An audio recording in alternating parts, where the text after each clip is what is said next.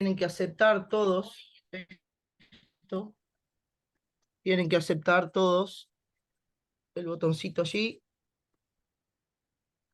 Y bueno, la idea de esta presentación es que no hable yo sola, no es un monólogo. Me encantaría que del otro lado participen y me hagan saber de que están allí y hagan sus aportes. Todos ustedes son personal que está ya trabajando en el área prehospitalaria, tienen muchísimo que aportar y me encantaría que puedan enriquecer mi presentación que traje hoy para compartir con ustedes. Bien, ya arrancamos con los problemas técnicos. Denme un segundo.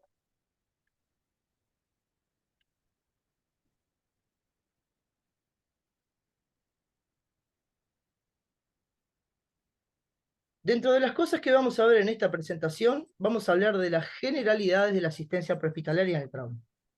Vamos a hablar mucho de la evaluación primaria y de muchas cosas que hacen a que todo el equipo trabaje de forma uniforme a la hora de asistir al trauma. Así que vamos a ver cómo son todas las cosas que tienen que ver con la aproximación a la escena y con la evaluación de los pacientes víctimas de trauma. Vamos a poder definir cuáles son las prioridades y el tratamiento que va a tener cada víctima de trauma. Vamos a aprender una herramienta de cómo identificar las lesiones, sobre todo las que son severas, y vamos a poder en base a esto decidir cuál es el traslado oportuno, es decir, cuál es el lugar al que debería una víctima de trauma ser trasladada según las lesiones que presente. Y otra cosa en la que vamos a hacer especial énfasis, no solo en esta parte teórica, van a ver que el doctor Grassi y Mauricio también hace mucho hincapié en esto, es en el trabajo de equipo. Sobre todo en las instancias prácticas es donde vamos a tener que realmente aprender estas cosas porque muchos de nosotros ya trabajamos en equipo y vamos a entender cómo un mismo lenguaje a la hora de el manejo del paciente traumatizado va a poder mejorar la sobrevida de estos. El problema del trauma es un problema mundial, no es solo de Uruguay. 14.000 personas mueren por día víctimas de alguna víctimas de algo vinculado al trauma. No solo estamos hablando acá de las colisiones con vehículos con motor, de las motos, el trauma también está dentro de casa. Uno rueda por una escalera y puede quedar realmente lesionado de forma grave, eso también es trauma. Indudablemente dentro de la esfera de la vía pública hay usuarios que son mucho más vulnerables, como por ejemplo los peatones, los ciclistas y los que conducimos moto. Me hago cargo, yo también conduzco una moto. Todos nosotros en cierta parte estamos mucho más expuestos que el resto y tenemos un patrón de lesiones muy diferente al de otros vehículos que colisionan. Mucho más riesgo presenta esta franja de población. La asistencia al trauma lleva el 3% del Producto Bruto Interno, o sea, tiene un costo para los países que es muy, muy grande. Y hay un grupo enorme de gente, que es entre 20 y 50 millones en el mundo, que sufren traumatismo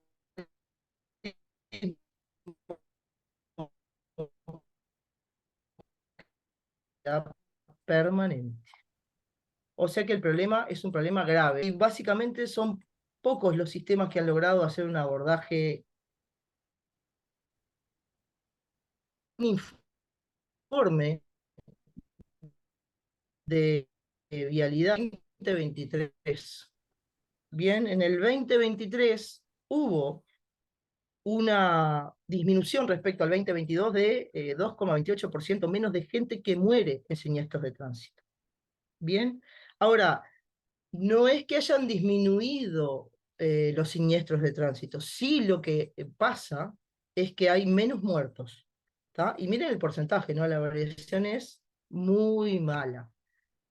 A contrapartida de esto es que si bien hay menos lesionados con desenlace fatal, esto es en condiciones de que el parque automotor ha aumentado en 4.403 vehículos más en nuestra ciudad, en nuestro país, es decir, porque la UNACEF toma datos de todo el país. O sea que sigue siendo un problema enorme y la UNACEF tiene gestión sobre estas cosas y indudablemente es un grave problema. ¿Cuáles son los factores de riesgo? Bueno, la velocidad, sin lugar a dudas, todos nosotros sabemos que es algo bastante importante a la hora de tener en cuenta estas colisiones con vehículo con motor. Cada vez que se aumenta el 1% la velocidad media de un vehículo, aumenta un montón el riesgo de que la colisión mortal y grave se produzca, ¿no? Un 4 y un 3%. O sea que la velocidad es un factor que genera mucho riesgo e incrementarlo en lugares donde no está habilitado hacerlo, indudablemente es un problema. El alcohol al conducir es un problema, el no uso de los elementos de protección es un problema, los niños que no viajan en los sillines habilitados para ese caso y el mal uso o directamente el no uso del cinturón de seguridad son cosas que agravan la problemática. Sin lugar a dudas, hay un elemento hoy distractor y que tiene mucho que ver con las colisiones con vehículos y con los siniestros de tránsito en las ciudades, y tiene que ver con la distracción que genera el celular. A esto se suma que algunos lugares, en determinados sectores del país, la estructura vial no es la adecuada. Hay vehículos que no cuentan con los elementos de seguridad, se incumple bastante seguido, todos lo vemos, nosotros estamos en la calle todo el tiempo podemos ver gente incumpliendo las normas de tránsito, y en determinadas zonas del país la asistencia al trauma se ve muy debilitada, hay zonas muy remotas en donde esto es un problema, que la asistencia llegue es un problema. Entonces el trauma tiene características de enfermedad, porque tiene un vector, tiene un huésped y tiene un ambiente en donde se desarrolla. Y ahora me encantaría charlar con ustedes y que ustedes me digan con sus propias palabras qué piensan ustedes que es el trauma.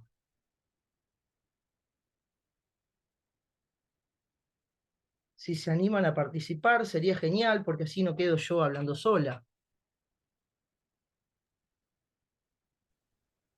Buenas tardes. Buenas ¿Qué tardes, será? ¿cómo te va? Bien, ¿y tú? Laura, te Sí, escucho. Lady Laura, ¿cómo estás, Natalia? Y el trauma no es el daño, la magnitud del daño causado en el cuerpo. Exacto. ¿Y cómo se te ocurre que eso sucede? ¿Qué es lo que tiene que haber para que eso suceda? Está genial lo que me estás Una- diciendo. Gracias por este comentario. Porque eh, está dirigido exactamente. y una colisión, lógicamente, con otro objeto. Exactamente, Laura, perfecto. El trauma es esto, muchachos, transferencia de energía. No es ni más Curso el año pasado. ni menos que esto. ¿Cómo? Curso del año pasado, Nat. ¿Cómo? No te escuché esa última curso del año pasado. Bueno, muy bien, bien. Genial, me gusta porque se acuerdan. Escuchen, el trauma es esto, es transferencia de energía. Las lesiones que se producen en el cuerpo humano surgen de que se transfiere energía de un vehículo, de una moto o de algo que sucede que nos transfiere energía y nos lesiona. ¿Tá? Y lo podemos dividir entre contuso y penetrante. Si ustedes pueden observar esta escena donde hay un auto muy deformado, indudablemente hay una gran transferencia de energía que se traslada a la víctima o a las víctimas que iban sentadas allí. También existe otra forma, otro mecanismo lesional que es el trauma penetrante. Cualquier cosa que invada nuestro cuerpo es trauma penetrante y uno debería de poder proyectarse en qué trayectoria y qué órganos son los implicados en esa lesión. Acá les traigo un pequeño video para que vean la importancia del cinturón de seguridad y cómo hay diferencia entre un auto que cuenta con esos dispositivos y la gente los utiliza, y qué diferencia hay. Miren el movimiento y el intercambio de energía que sufre el maniquí que está en el asiento trasero, que vuela por todo el habitáculo del auto, y miren en comparación con varias vistas cuánto menos se mueve o cuánto menos se golpea si va correctamente sentado y con el cinturón colocado. Estas cosas son importantes, esto nos deja una imagen bien gráfica de todos los patrones lesionales que puede presentar una víctima sentada allí. El trauma contuso a veces ni siquiera deja una marca, ni siquiera deja un estigma. Las estructuras físicas se deforman y uno las ve en apariencia y a lo sumo a veces presentan una equimosis. Sin embargo, adentro pueden presentar una serie de lesiones graves que incluyen la rotura de órganos, como por ejemplo la cavidad abdominal. O sea, esto uno lo tiene que presumir y hay signos en los pacientes que nos van a poner en la pista de que hay una lesión y que esa lesión es grave. Dentro del trauma penetrante existen armas que son de baja energía, de media energía y de alta energía. Estas armas, que son proyectiles de fuego, son balas, entran en el cuerpo y describen una trayectoria con una cavidad que es permanente, que es donde pasa la bala. Sin embargo, también dejan una cavidad temporal en donde uno debería, por la trayectoria que tiene, presumir cuáles son los órganos afectados. Y esto es algo importante a la hora de encontrarse con una víctima de estas características. Así que es primero y fundamental que tienen que entender que la mayor parte de la gente que sufre siniestros de tránsito y que son traumatizados mueren por pérdida de sangre, mueren por hemorragia. En el trauma hay 3 momentos en donde se producen las muertes. El primero es en forma inmediata. Se produce la transferencia de energía y de forma inmediata se producen muertes. Es tanta la transferencia y tanta la cantidad de energía intercambiada con el cuerpo que produce lesiones irreversibles en los órganos y produce la muerte. Hay otro momento donde se producen las muertes y es en las primeras horas, en la primera hora hasta las 2 horas. Allí también se produce muerte. Y hay una muerte que se produce ya en los servicios de internación, sobre todo en las áreas críticas, y tiene que ver con muertes más tardías. ¿Qué podemos hacer para prevenir las muertes que se producen en el momento del siniestro? Bueno, a la prevención. No tenemos otra manera de hacerlo.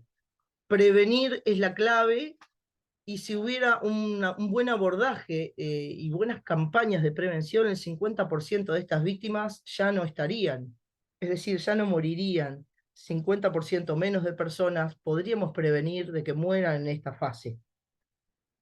Si tuviéramos un buen sistema de trauma, con una buena sistematización a la hora del manejo de estas víctimas, podríamos disminuir la mortalidad en un 30%. Y la reanimación con control de daños y el sostén en terapia intensiva de las funciones vitales disminuirían el 24% de estas muertes.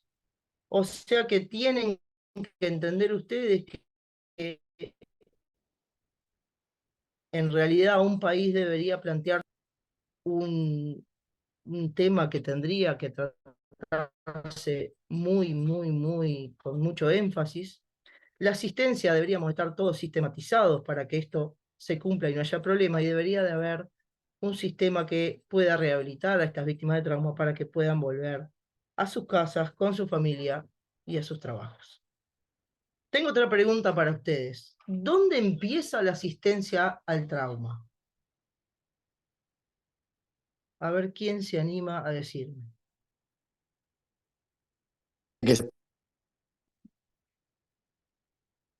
¿Quién habló allí, Paolo?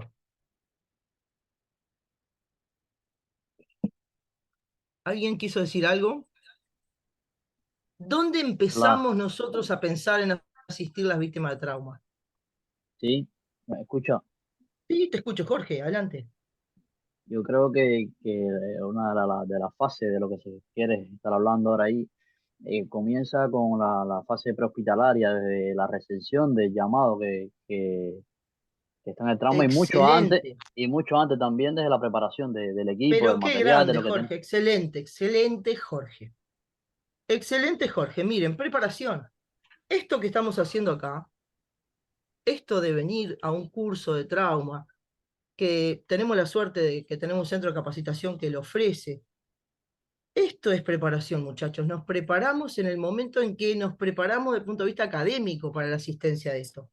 Otro punto importante es llegar y a controlar la ambulancia, a ver que todos los insumos que necesitamos tener para la asistencia a la víctima grave, todo funcione. Eso es preparación. Me encantó, Jorge, muchísimas gracias por el comentario.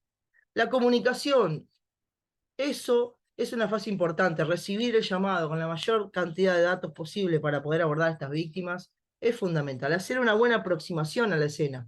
Ahora vamos a hablar con un poquito más detalle de elementos que tenemos que tener en cuenta. Es una fase la aproximación también, así como la clasificación de los pacientes que podamos tener. La asistencia in situ es una de las fases también. El traslado oportuno, lo volvimos a decir, al paciente y la transferencia adecuada al equipo es importante. También es muy importante que el equipo asistencial se tome unos minutos para reflexionar sobre lo vivido.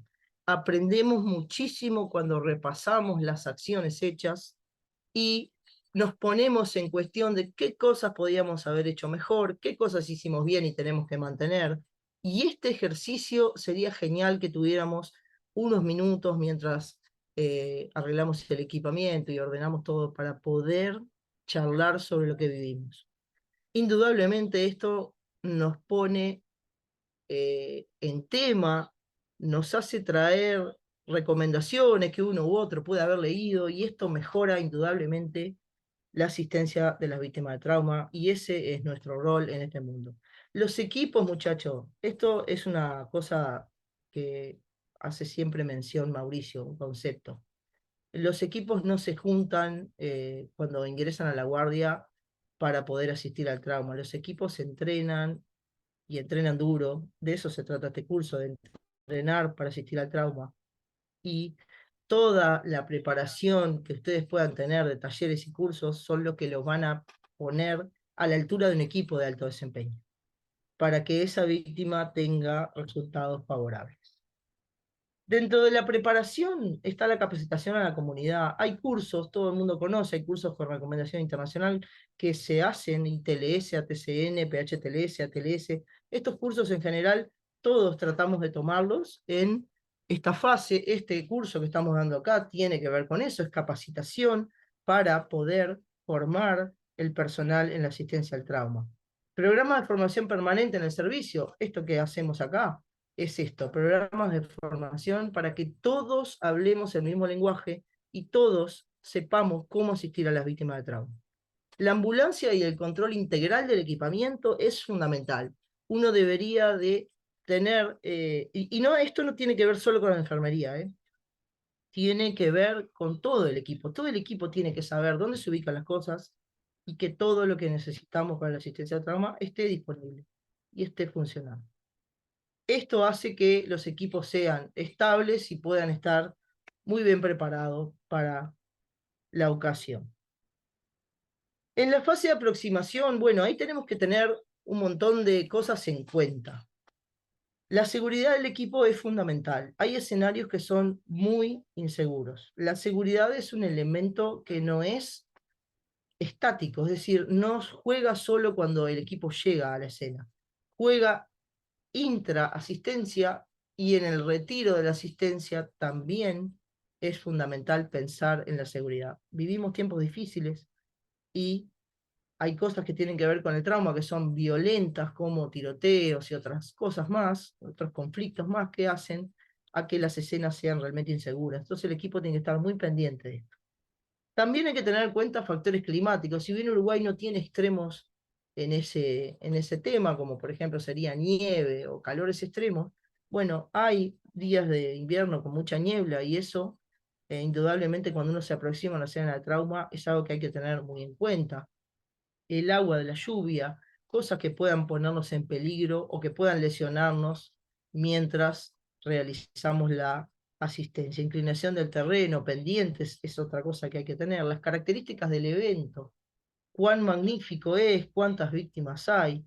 Y hay que tener muy en cuenta, uno tiene que ir ya cuando va llegando a la ambulancia, tener en cuenta cuál es el mecanismo lesional, cuál es la física del trauma, cuál es el intercambio de energía que ocurrió allí.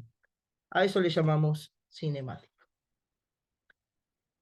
¿Dónde dejo la ambulancia? Es un tema complejo a veces. Nos encontramos, yo creo que todos ustedes tienen el mismo sentimiento que yo, nos encontramos a veces con que la policía no logra a veces asegurar bien la escena, y uno no puede usar la ambulancia como un escudo para estas cosas. La ambulancia debe quedar en un lugar donde sea seguro, donde todo el mundo la vea, se pueda acceder sin dificultad, donde no obstaculice las rutas de salida, ¿tá? Y donde uno pueda usar todos los potenciales que tiene, o sea, donde uno no tenga que desplazarse tanto en relación a donde está la víctima de trauma para poder traer el equipamiento que se necesita. La ambulancia es nuestra mejor herramienta de trabajo, no podemos darnos el lujo de arriesgarla o perderla en el intento de asistir a una víctima de trauma. Así que estos elementos que les pongo acá son cosas que tienen que tener en cuenta a la hora del arribo. Y bueno, vamos a hablar un poco de seguridad de la escena. Vuelvo a repetirles que el concepto de seguridad es un concepto dinámico. Hay recursos adicionales que uno debería de convocar si así merece, es decir, bomberos, policía, y otras cosas que uno tiene que tener en cuenta cuando arriba a la escena es ¿qué fue lo que pasó acá? ¿Cómo fue el intercambio de energía entre estos dos vehículos? ¿Cómo fue que esta víctima de trauma cayó? ¿De dónde cayó? El mecanismo lesional, es decir, que la escena nos tiene que decir qué fue lo que ocurrió allí. ¿Qué piensan de esta escena en cuanto a la seguridad? ¿Qué me pueden decir? A ver.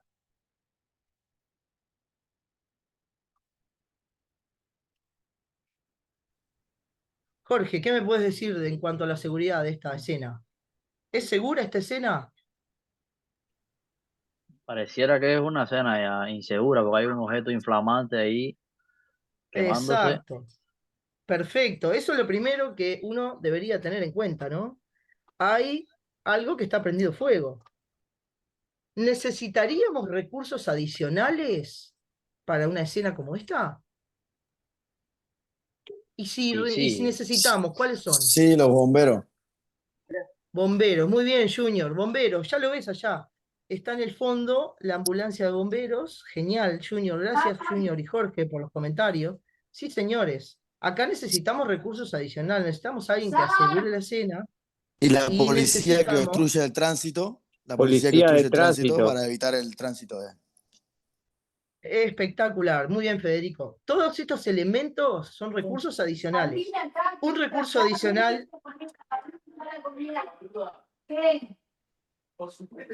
Hay un celular, perdón, interrumpo. Hay un celular que está con el micrófono abierto, disculpen.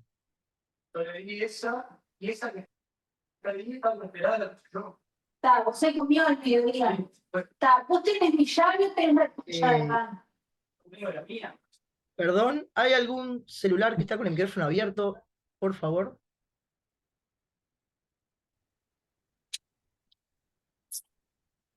Bien.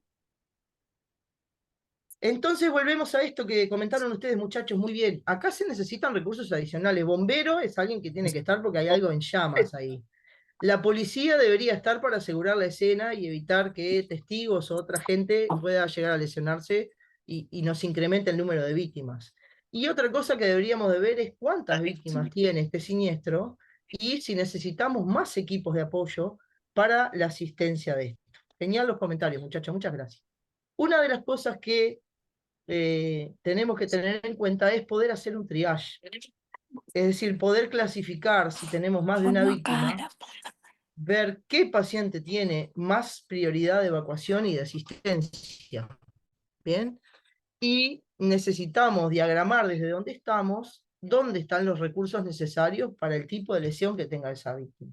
Hay métodos de triage como el STAR, que es simple, hoy no lo vamos a hablar acá.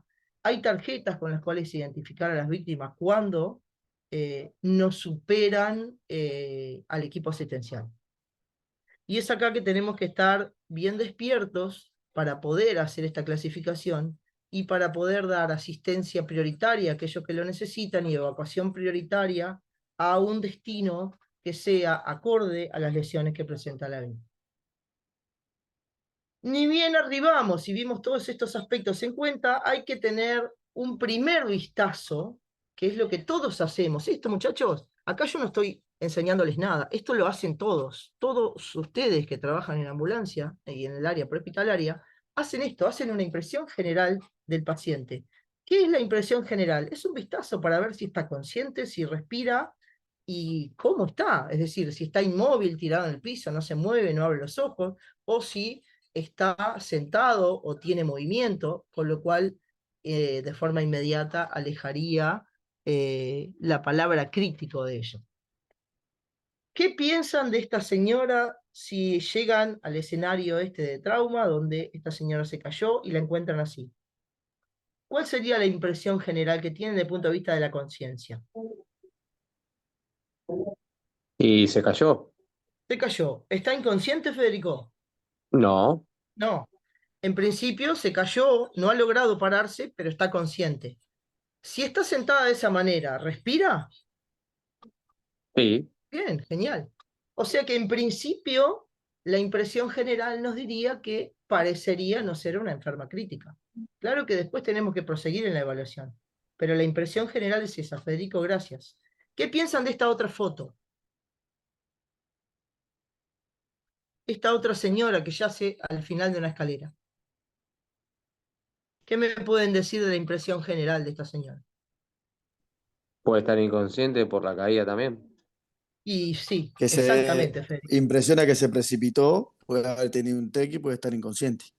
Perfecto. Muy bien, Junior. Esta señora no se movió de donde cayó. Mírenla, quedó ahí tirada y no se mueve. O sea que esto ya nos pondría en la pista de que este paciente puede ser, ¿qué? ¿Crítico o no crítico? ¿Qué piensan ustedes? Crítico. Y en principio parecería que sí. La impresión general nos pone en la pista de que este paciente hay que actuar rápidamente y evolucionar en la evaluación inicial del mismo. ¿Y de esta otra víctima qué piensan? Es una colisión vehicular obvia, hay deformación en su vehículo y ella o es un peatón o salió despedida del vehículo que manejaba. Esto no lo podemos saber porque es una foto simplemente, pero ¿cuál sería la impresión inicial? ¿Qué piensan de esta víctima? Una paciente politraumatizada grave y Mucho impacto. Y autoimpacto. bueno, Ahí va. parece que sí, ¿no? Si era peatón, muy alto impacto. Y si estaba Ujú. dentro del vehículo y salió despedida por el parabrisas, también tiene alto impacto. Y Exacto. no se mueve, quedó boca abajo y no se mueve. Cuando uno tiene una colisión vehicular o uno se cae o lo golpea algo, si uno está con las condiciones físicas como para hacerlo, se incorpora inmediatamente. Alguien que yace boca abajo, sin movimiento, es una paciente que la impresión general ya nos tiene que poner la pista de que puede ser crítica. Una vez que hacemos esta aproximación inicial, esta impresión general, lo que vamos a hacer es comenzar la evaluación primaria. En las víctimas de trauma, sobre todo en las que sospechamos que puede haber por el mecanismo lesional o porque yacen inconscientes o por alguna otra característica de la escena, nos impresiona que puede tener alguna especie de daño mayor de sus sistemas y la evaluación primaria debería uno de comenzarla con control de la columna cervical.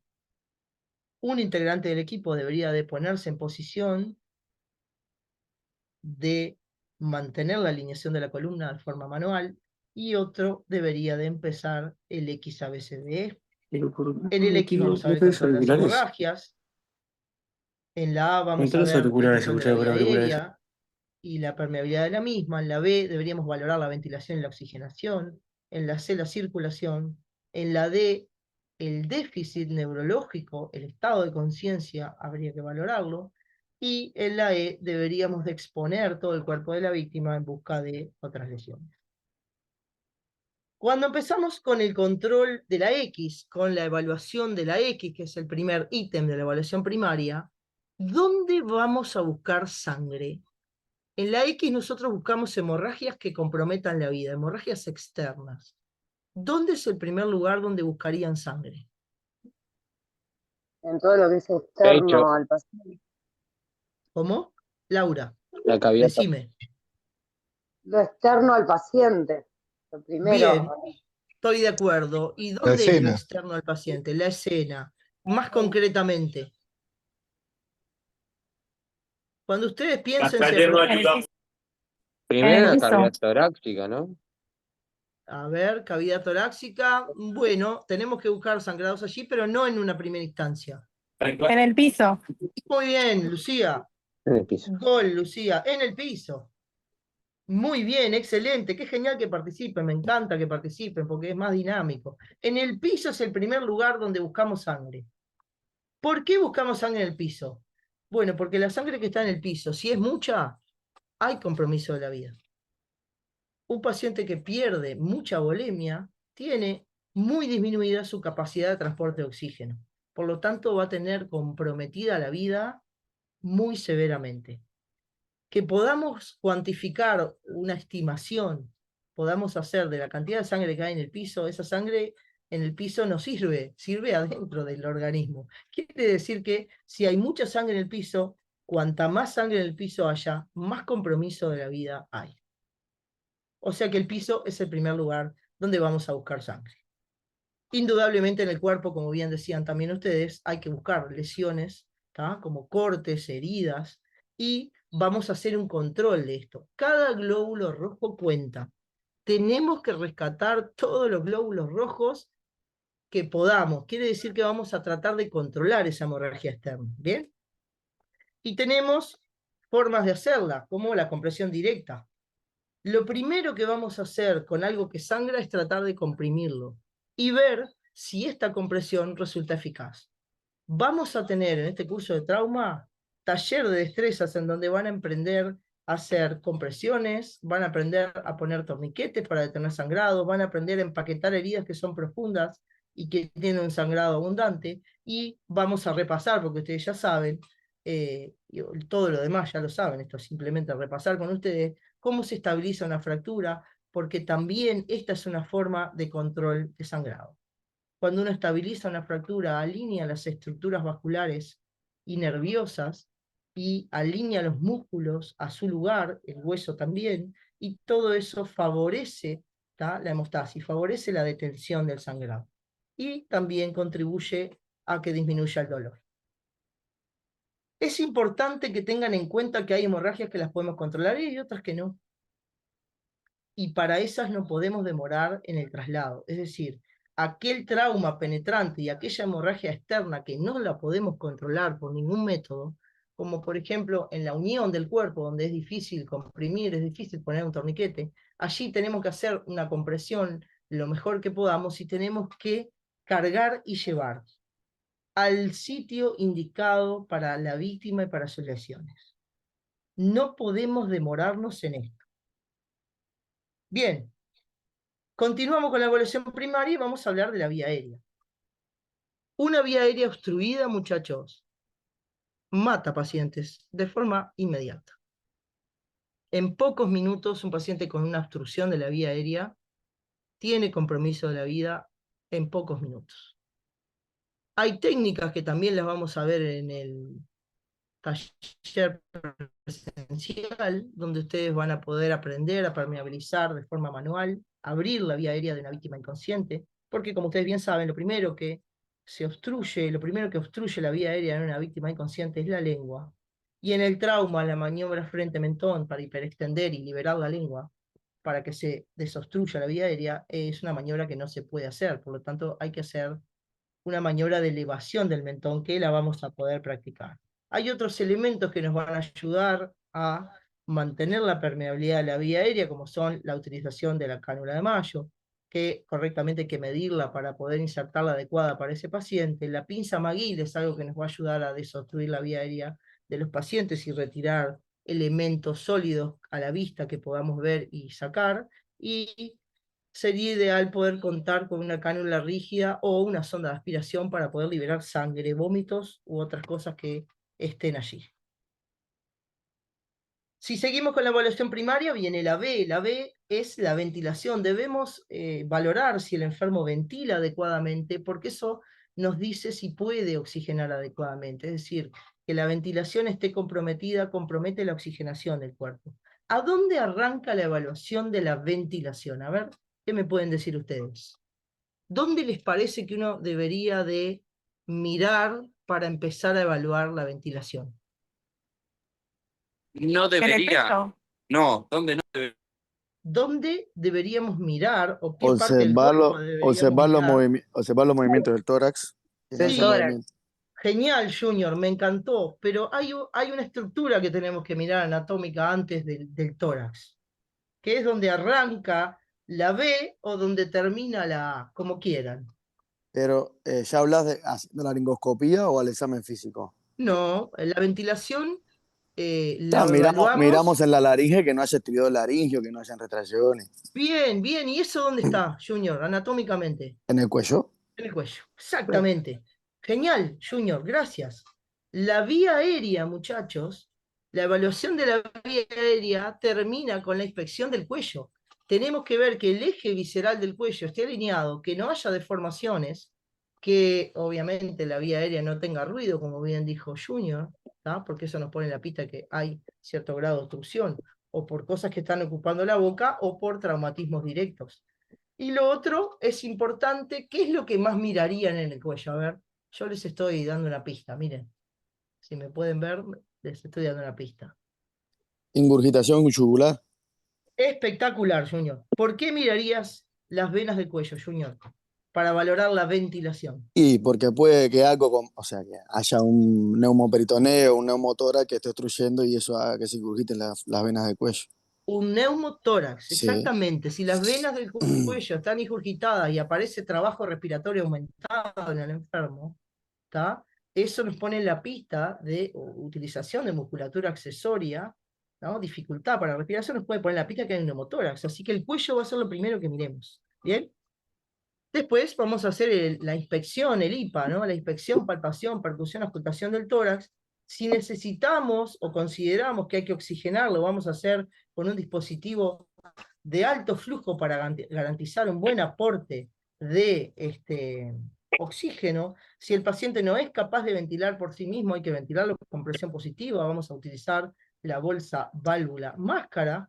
Y esto, si ven, lo único que requiere es la observación, requiere de sus manos, porque el tórax se palpa en busca de deformidades, en busca de enfisema subcutáneo, se palpa, se ausculta, el único elemento instrumental necesario sería el estetoscopio para ver si hay un murmullo alveolo-vesicular presente en ambos pulmones, y el saturómetro, que todos a veces nos vamos directo al saturómetro, sería un elemento anexo de esto. Porque en una víctima chocada, por ejemplo, la lectura del saturómetro no va a ser fiel y no nos va a aportar demasiado. O sea que todos estos elementos hay que tenerlos en cuenta. La ventilación y la valoración de la ventilación arranca con el cuello.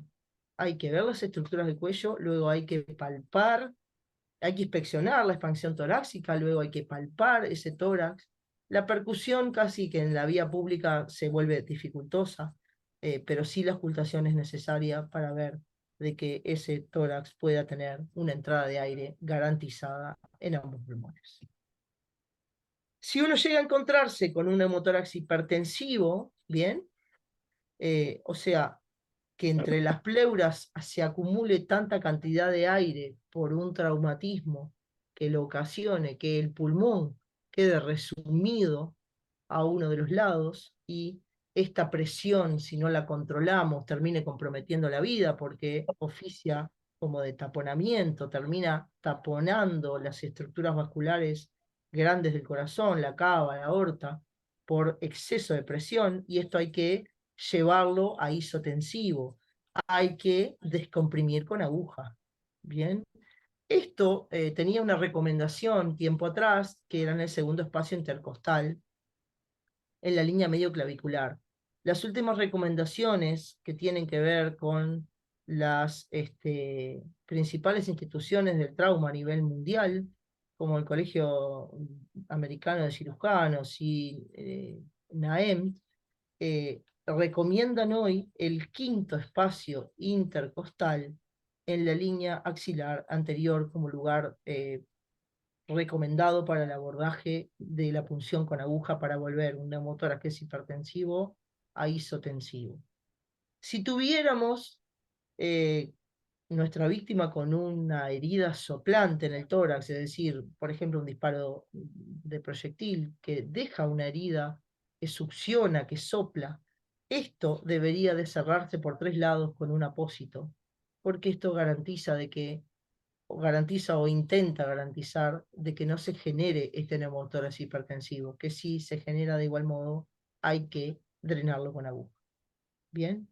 El sello torácico lo hacemos con cualquier material, incluso con el envase de una gasa, un envase de nylon, y sellamos por 3 puntas, es decir, por 3 lados, dejando un lado libre, de forma tal de que el paciente, cuando inspira el paciente, el sello se adhiere a esa herida y no deja que el aire externo entre. Cuando alguien tiene una herida grande que tiene al menos 2/3 del diámetro de la tráquea, el aire entra mucho más fácil por esa herida que por la vía aérea anatómicamente normal. Entonces, es necesario que coloquemos este apósito por 3 puntas. Y otros pacientes pueden tener lesiones como la rotura de 2 o más costillas. Esto genera mucho dolor y el paciente comienza a tener, o la víctima de trauma comienza a tener un patrón restrictivo de ventilación, y aliviar el dolor, en este caso, es algo que contribuye a que la ventilación y la oxigenación estén garantizadas. ¿Alguien quiere decir algo? Que escucho una voz allí. Nélida, creo que tenés tu micrófono abierto. Continuamos. Continuamos con la valoración de la circulación. Y acá lo que vamos a buscar son signos que, vuelvo a decirles, la evaluación primaria se hace con las manos y con sus sentidos, con la vista, con las manos, con el tacto. Para valorar la circulación de un paciente, el estado hemodinámico de un paciente, uno tiene que tocar la piel.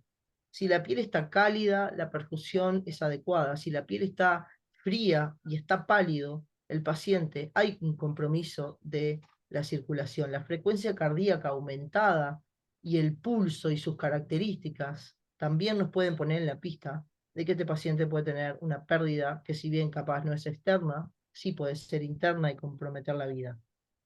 El pulso es algo que uno debería valorar, ¿tá?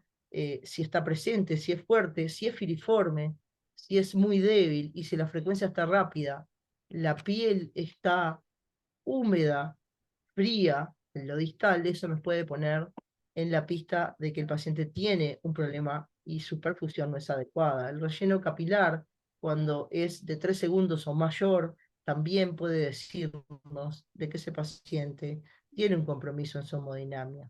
Si la volemia desciende, hay un problema de perfusión. Y si la pérdida de sangre es muy grande, también compromete la vida. ¿Bien? Tenemos que aprender a identificar fuentes potenciales de sangrado.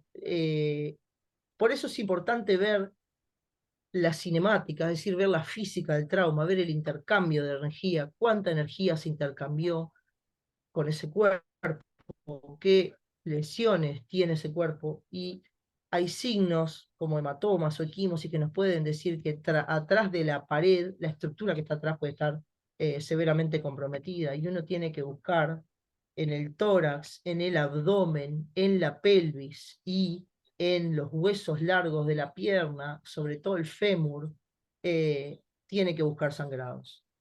Tienen ustedes que saber que la pelvis y el abdomen acumulan cantidades industriales de sangre y que alguien puede verse seriamente comprometido en lo vital inmediatamente si allí se acumula sangre.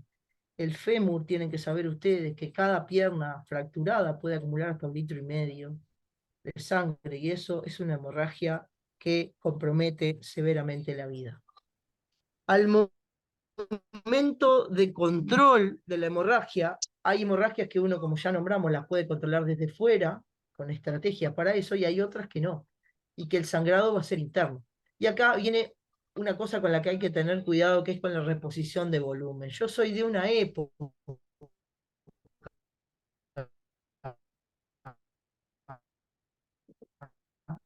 época que yo, en la que a estos pacientes que sabíamos que tenían hemorragia interna, nos deteníamos en hacerle vía y hacerle cantidades industriales del suero. Bien. Nata, Eso Na- Nata, induce.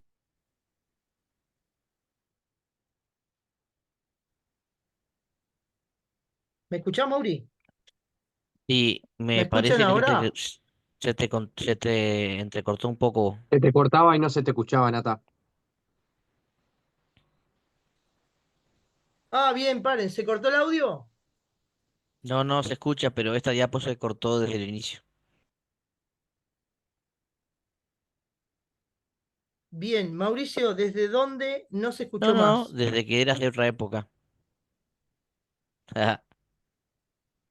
Bien, ¿me escuchan todos ahora? Afirma. Perfecto. Bien, lo que hablaba acá es que en épocas anteriores, hace mucho tiempo atrás, se hablaba de que la reposición de volumen para pacientes que sabíamos que tenían un sangrado interno era masiva. Se hacía una cantidad industrial de suero y eso lo único que hace es aumentar la mortalidad de estos enfermos. Uno debería de tener un concepto que es cerrar la canilla.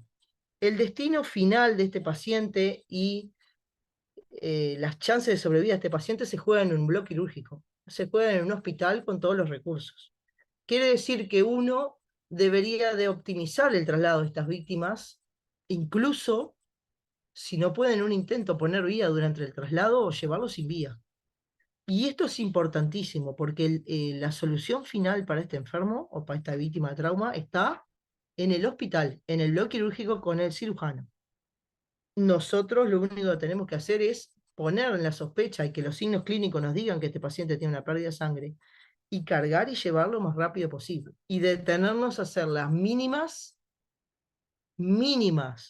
maniobras en la escena y correr al lugar apropiado. Indudablemente oxigenar a estas víctimas es fundamental y abrigarlas para prevenir la hipotermia también es fundamental.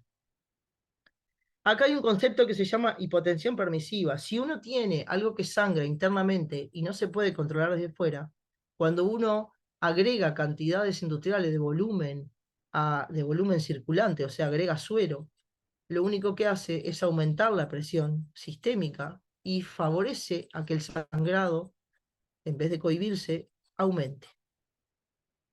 Y esto desmejora el pronóstico, es decir, empeora las posibilidades de sobrevida de este paciente. Uno debería, si logra obtener una vía en el traslado de forma rápida, infundir 250 de suero, no más, y tratar de que la presión no se eleve demasiado, lo mínimo indispensable para que tenga vida.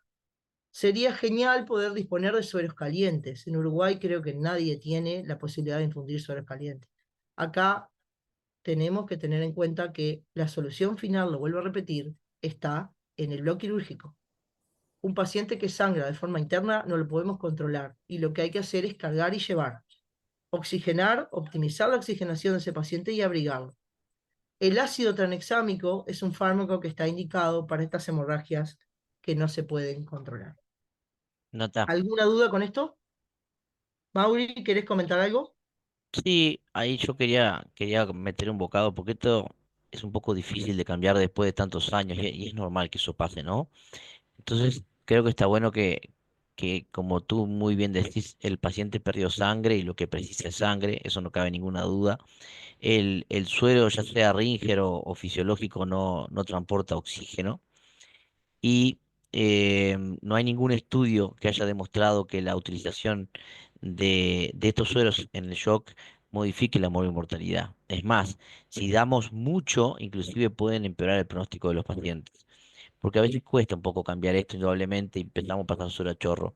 Y cuando pasamos suero a chorro, en realidad empeoramos al paciente porque hemodiluimos, cambiamos, rompemos coágulos, lo llevamos a la hipotermia.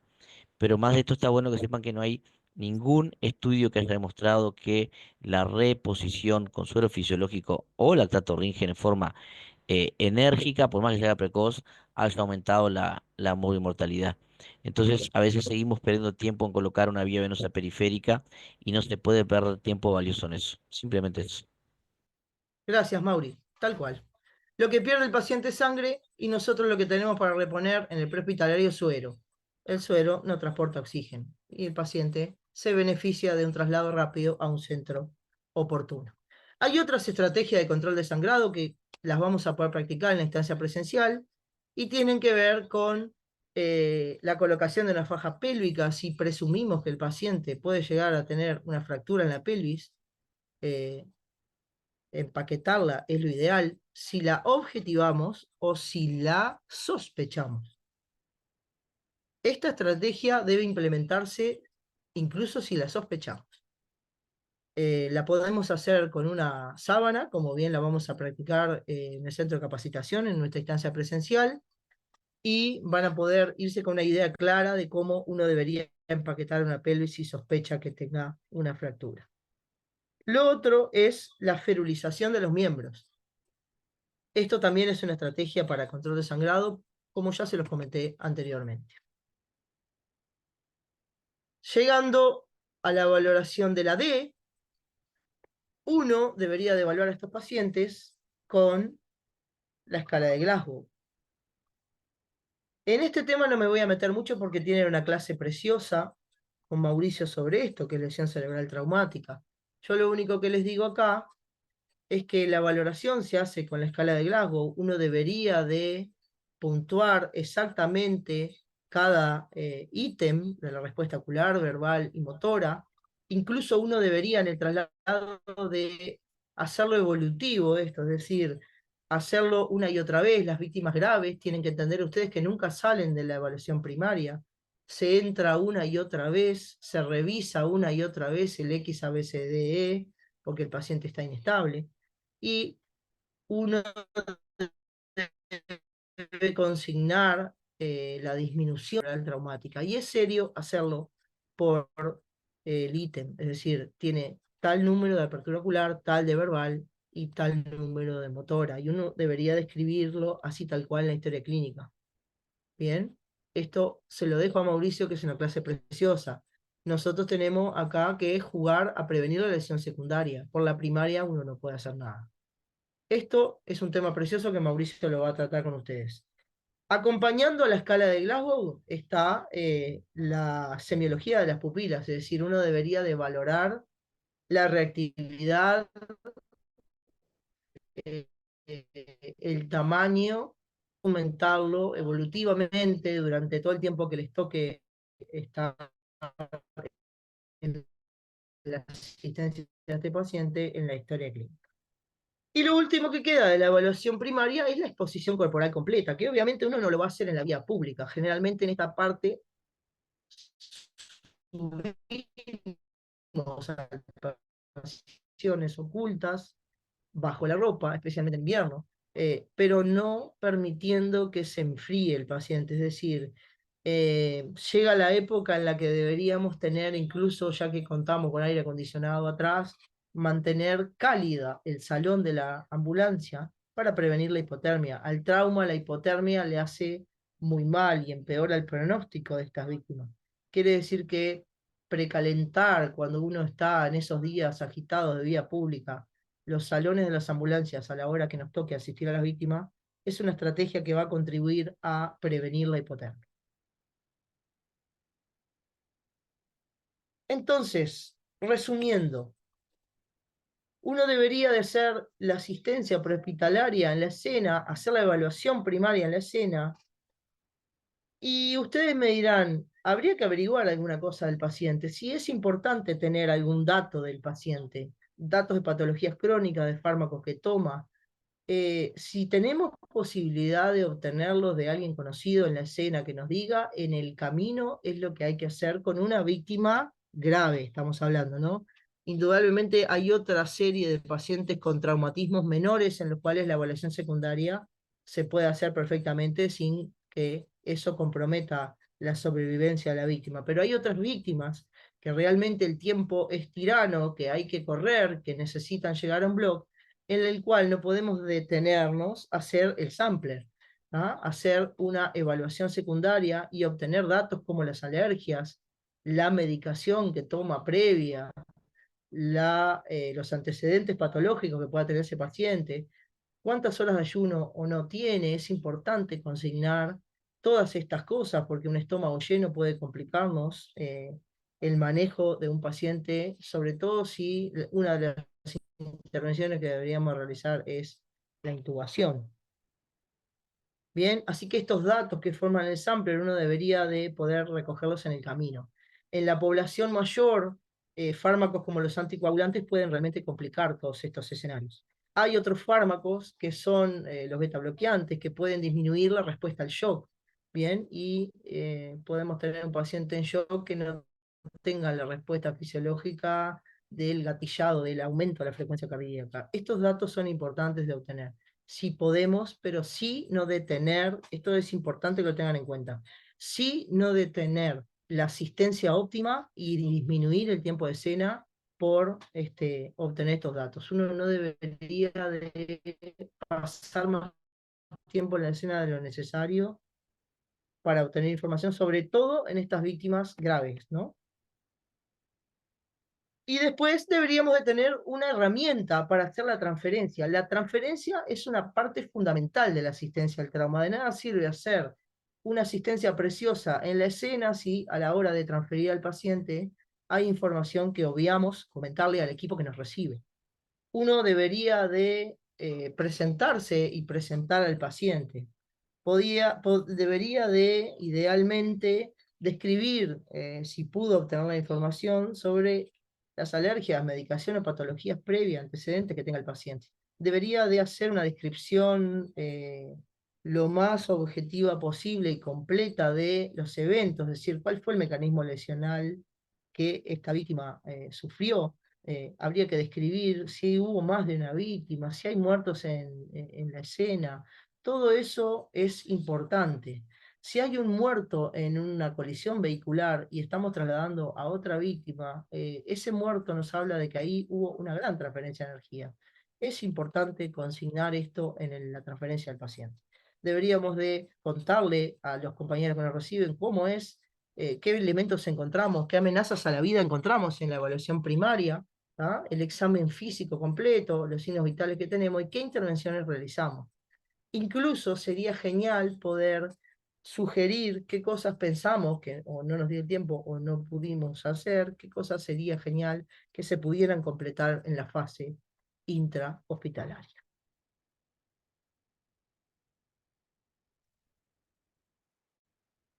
Y bueno, hoy comenté un poquito del debriefing. Cada vez que tenemos que asistir a una víctima o tenemos algo grande, algo mega, que es momento de estrés para el equipo, estrés para la familia de esa víctima, son momentos bien duros que se viven con cosas que pasan muy tristes. Uno debería de tener un minuto para reflexionar y poder ver si todas las acciones que uno realizó estuvieron correctamente hechas. Uno debería de revisarse, es un ejercicio genial revisar una y otra vez, que muchos de nosotros lo hacemos, ¿no? Muchos de nosotros llegamos pensando a casa sobre lo que hicimos, lo comentamos con nuestros compañeros. Muchos de nosotros lo hacemos esto de forma espontánea, no le ponemos un nombre de briefing, pero sí lo hacemos, sí comentamos. Y está bueno ver o revisar qué cosas deberíamos mantener en las acciones o intervenciones que hicimos y la evaluación de este paciente y qué cosas podríamos cambiar para una próxima vez. Y créanme que funciona genial esto porque mejora el desempeño de los equipos y eso está demostrado que es así. Y bueno, cerrando un poquito ya la presentación, la atención prehospitalaria del trauma tiene sus características propias. Hay un montón de cosas que tenemos como equipos de trabajo que tener en cuenta. Requiere entrenamiento y requiere que seamos creativos. Hay un montón de cosas en las que realmente tenemos que improvisar, escenarios en los que tenemos que tener creatividad para encararlos. El trauma, la asistencia al trauma arranca con la preparación, arranca con la toma de guardia, arranca con la preparación académica que ustedes puedan tener y el manejo del trauma en la fase prehospitalaria es una piedra angular. es fundamental estar bien asistido en el prehospitalario para que tus chances de sobrevida mejoren. Las chances de tener secuela mejoren indudablemente. El equipo es un factor clave. A todos nos encanta trabajar en equipo. Cuando los equipos funcionan bien, todos estamos felices. Eso no se los tengo que contar a ustedes lo viven todo el tiempo. Es un mundo que para muchos de nosotros es apasionante. Hay siempre cosas para descubrir, hay un montón de cosas que están por venir, seguramente cambios que el futuro nos depara y que está genial poder estar ayornado a eso y ponerle ganas, ponerle pasión, es algo que está genial. Interpretar los escenarios y la transferencia de energía es la clave para deducir las lesiones que pueda tener el paciente. O sea que es entender cómo funciona el trauma y cómo afecta a las víctimas. ¿Tienen alguna pregunta? Es todo por hoy. Yo doy por finalizada mi presentación. Me encantaría saber si tienen alguna duda o quieren preguntar algo.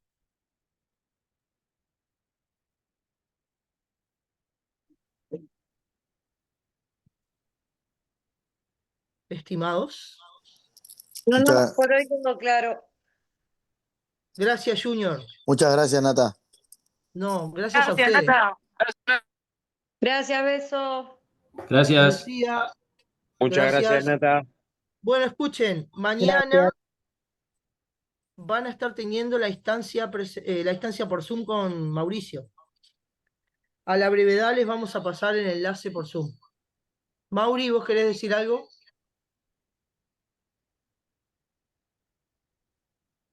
No, Estrella, nada, ¿estás por ahí? excelente, Nata. ¿Querés comentar algo? Un tema tan amplio, es siempre complejo resumirlo y lo has hecho excelente. Y capaz que ya que estás en la plataforma, si querés, podés poner el link para mañana. Bien, perfecto. Bien. ¿Alguien más quiere comentar algo? Precioso, información, todo divino. Gracias, Paolo, muchas gracias. Saben que de la mitad para acá me quedé sin audio, ¿no? Se me complicó algo acá y no sé qué pasó. Me tuve que sacar el auricular. Disculpen eso, tuve un problema técnico, ¿eh? Bueno, si nadie tiene más nada que decir, nos vemos mañana en el Zoom con el doctor Mauricio. Nos vemos mañana, Nata, la verdad, excelente. Gracias a todos. Muchas gracias. Muchas Gracias, gracias. Federico. Muchas Hasta gracias. mañana, muchas gracias. Chao, Nata, Gracias, gracias por todo. excelente. Buena jornada. Gracias. Precioso. Gracias, Paolo.